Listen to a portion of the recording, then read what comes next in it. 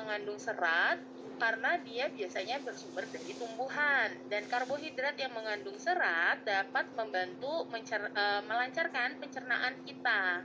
Ya, slide selanjutnya.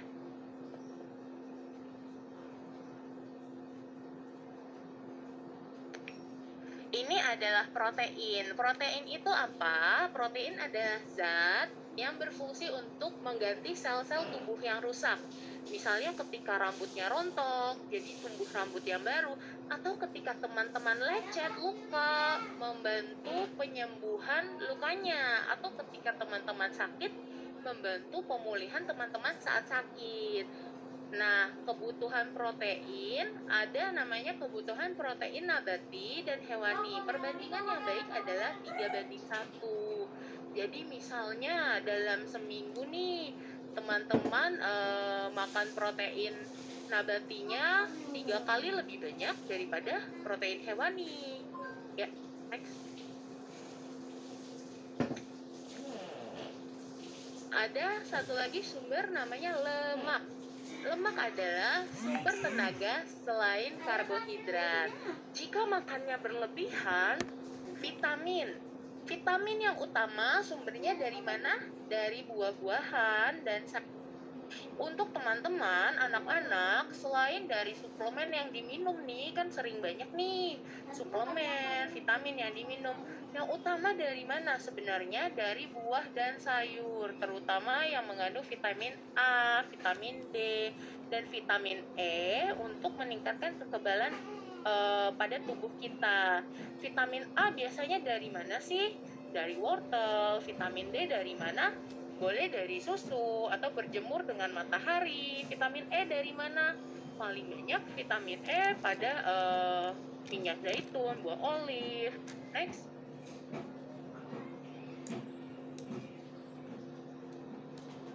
Mineral. Nah, mineral ini salah satunya adalah Fe atau zat besi dan juga kalsium. Paling banyak ditemukan pada apa? Kalsium bisa pada susu dan zat besi bisa pada hati ayam, hati sapi, lalu pada tumbuh-tumbuhan seperti kangkung dan bayam. Tujuannya apa? Tujuannya untuk mencegah penyakit anemia. Penyakit anemia adalah penyakit kekurangan darah. Jika kekurangan darah, nanti teman-teman gampang lemas, sulit konsentrasi, dan juga untuk membantu pertumbuhan tulang pada kalsium ya. Jadi bisa bertambah tinggi, dan tingginya itu tidak ketinggalan dengan teman-teman yang lain. Next. Air dan serat. Air dan serat digunakan untuk mengeluarkan sisa pembakaran tubuh yang pertama dan melancarkan buang air besar. Jadi, jika teman-teman minum airnya kurang dari 8 gelas sehari, nah jangan heran kalau misalnya BAB-nya sulit, lalu mau BAB sakit. Ya, selanjutnya.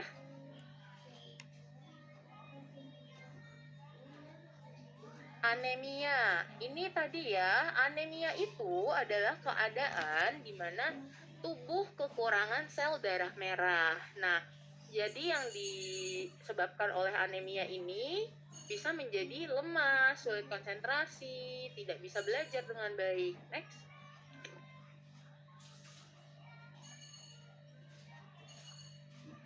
Penyebabnya pertama, cacingan. Maka dari itu, kita harus meminum obat cacing setiap 6 bulan sekali secara berkala. Lalu, kurangnya asupan makanan berzat besi. Nah, kita harus memakan nih makanan yang banyak zat besinya. Atau, bila keadaan anemianya sudah berat, dapat meminum tablet tambah darah. Next.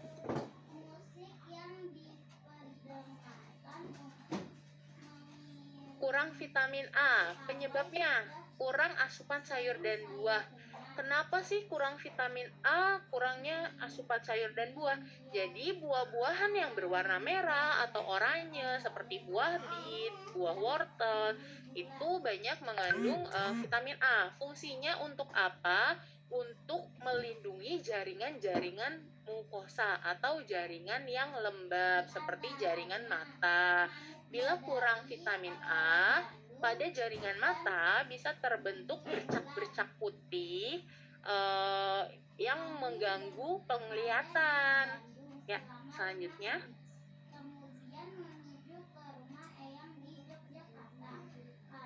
Pencegahannya yang utama, makan sayuran hijau dan buah berwarna. Dan ada pemberian vitamin A ya teman-teman, vitamin A rutin dari puskesmas, biasanya setiap bulan Februari. Next.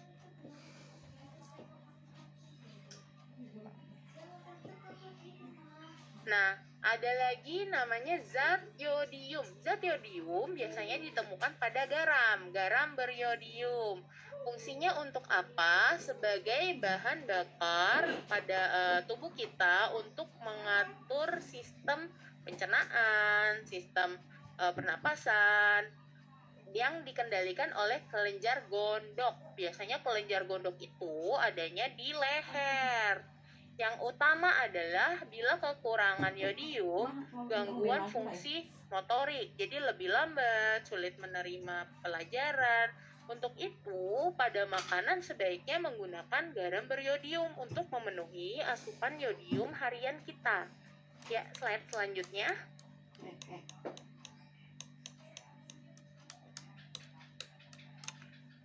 Nah, ini adalah salah satu contoh anak yang dengan gizi seimbang dan yang gizinya tidak seimbang. Pada gambar di atas bisa dilihat makanannya hanya nasi dengan jeruk lemon dan daging ya. Jadi kurang sayur, kurang serat, kurang buah, protein nabatinya tidak ada.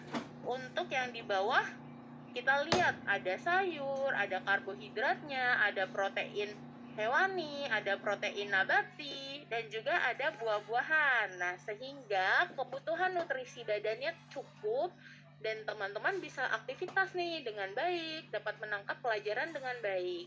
Ya, slide selanjutnya.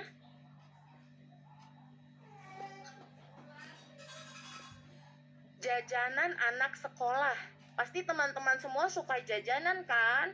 Nah, yang harus dilihat saat jajan pertama apa? Kebersihan jajanannya. Kadang abang-abangnya atau penjualnya tidak cuci tangan sebelum menyiapkan makanan, atau kuku-kukunya justru kotor, panjang dan hitam. Dan juga bahan-bahan yang digunakan tidak terjamin nih. Ya, slide selanjutnya. Tips jajanan sehat. Pertama, pilih jajanan yang ada sayur dan buah. Contohnya apa? Boleh beli buah potong, jus buah, atau buat sendiri jajanan sehat di rumah dengan orang tua, dengan kakak, dengan adik.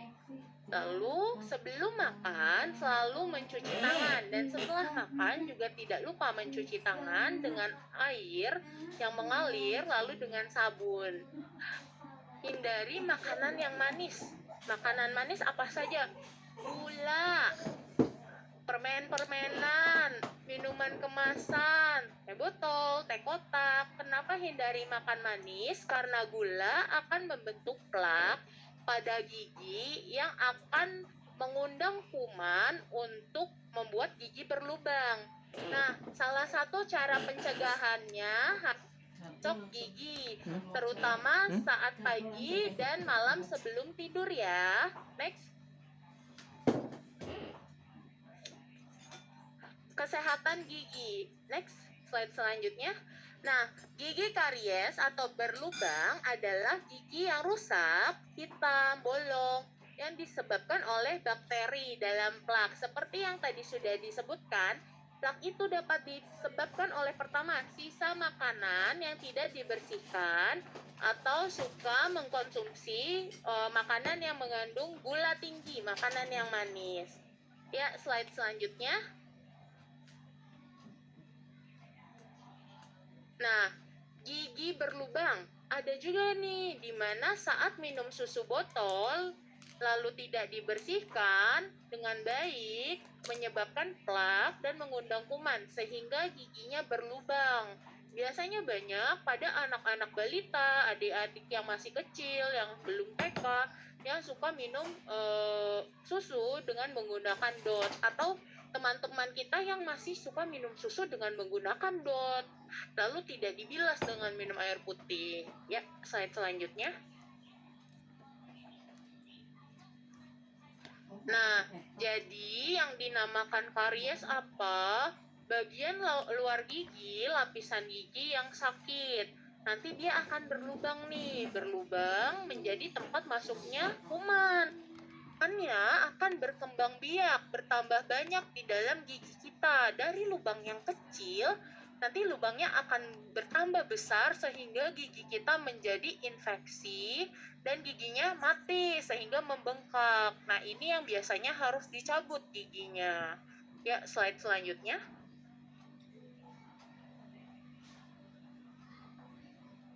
Ini adalah gambar gigi ya, teman-teman, seperti yang tadi. Awalnya itu adalah giginya kecil dulu lubangnya. Ketika bakteri sudah masuk, giginya semakin membesar, infeksinya, lubangnya semakin besar, dan giginya mati, jadinya menghitam. Ya, slide selanjutnya.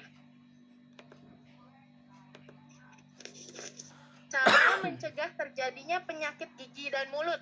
Yang utama apa? Sikat gigi. Jadi harus menggosok gigi secara benar dan teratur. Minimal 2 kali sehari dengan pasta gigi yang berfluoride. Nah, utamanya kapan? Setelah sarapan dan malam sebelum tidur. Terutama malam sebelum tidur ya, karena saat tidur itu bakteri di rongga mulut kita dapat beraktivitas dengan aktif dan dapat menyebabkan gigi berlubang. Lalu pilih sikat gigi yang bulunya halus, permukaannya datar, dan kepala sikatnya. Tidur setelah makan tanpa gosok gigi terlebih dahulu. Jika ada gigi ngilu, gusi berdarah, segera cek ya teman-teman ya ke dokter gigi. Lalu periksakan kesehatan gigi setiap 6 bulan sekali. Ya, next slide selanjutnya.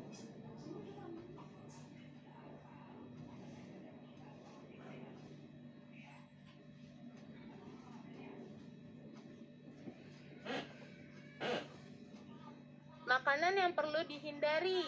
Tadi, kue, roti-rotian yang banyak gula, manisan, dodol, minuman kemasan.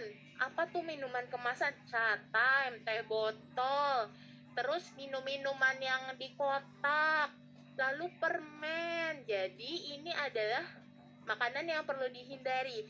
Dihindari itu bukan tidak boleh sama sekali, tapi pengkonsumsiannya, makannya dalam 1 bulan hanya 1-2 kali saja teman-teman. Jangan setiap hari makan yang manis. Tuh ya. Ya, slide selanjutnya.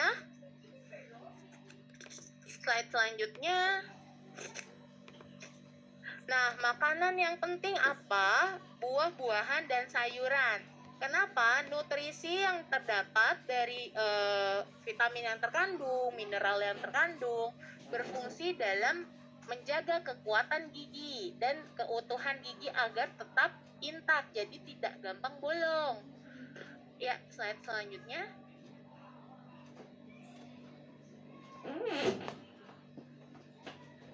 Ini adalah cara menyikat gigi yang baik. Bisa dilihat ya, untuk sudutnya kurang lebih 45 derajat teman-teman.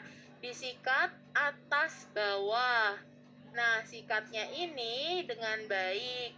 Arahnya dari atas ke bawah, mengenai gusi. Lalu jangan lupa berkumur. Kumurnya cukup sekali saja. Tidak perlu banyak-banyak agar fluoride yang sudah ada di pasta gigi dapat bekerja melindungi gigi kita. Next.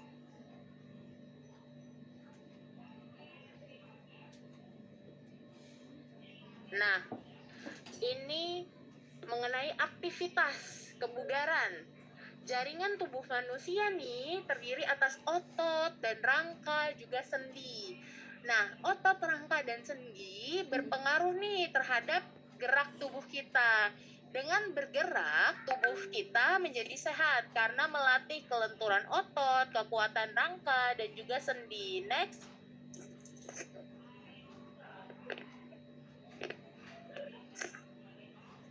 Slide.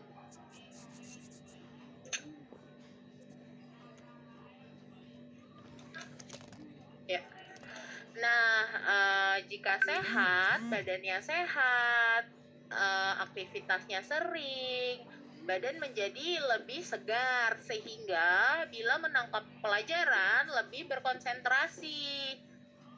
Jika sehat, kita dapat lebih berprestasi. Jadi tidak sering absen, tidak gampang mengantuk di sekolah, dapat memperhatikan guru, dan juga saat ujian dapat mengingat materi yang disampaikan dengan baik. Ya, next.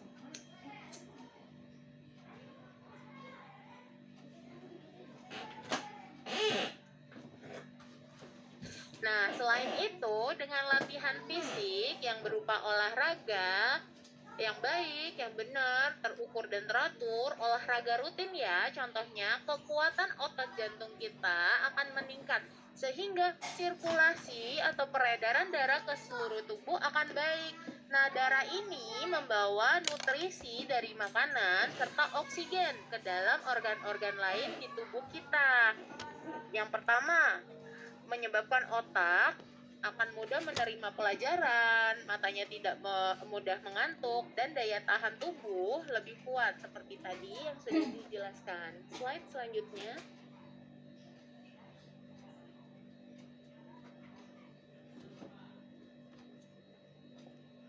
Ini adalah manfaat kebugaran jasmani. Kebugaran jasmani itu tadi ya teman-teman ya, manfaat berolahraga rutin, aktivitas rutin dalam proses tumbuh kembang kita. Pertama, membantu perkembangan sistem otot dan tulang kita. Jadi bertambah tinggi, bertambah kuat, membantu ketahanan sistem anak, membantu proses pemadatan tulang. Kenapa ini penting? Agar bila jatuh atau bila terpleset, tulangnya tidak gampang patah gitu. Nah, tujuannya untuk apa? Untuk mempertahankan dan mengontrol berat badan sehingga berat badan tidak berlebih, dan juga membantu lebih percaya diri dalam berinteraksi sosial, serta meningkatkan pengetahuan dan kecerdasan karena tadi kan kita lebih berkonsentrasi, dapat menangkap pelajaran dengan baik sehingga saat ujian dapat menjawab soal dengan baik nih teman-teman. Next.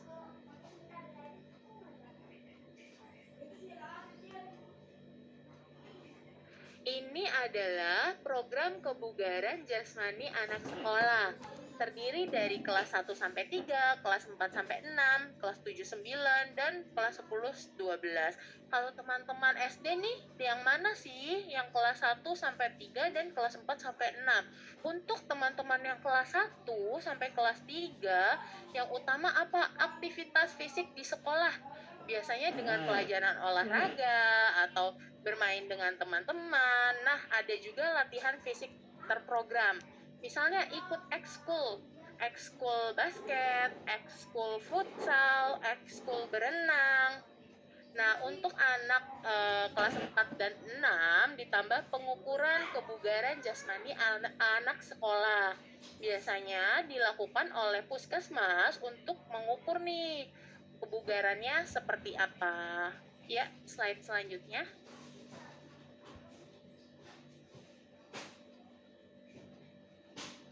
Nah, ini tadi demikian paparan dari puskesmas mengenai perilaku hidup sehat, gizi anak sekolah, dan juga kegiatan kebugaran di sekolah. Semoga dapat diterima ya teman-teman ya.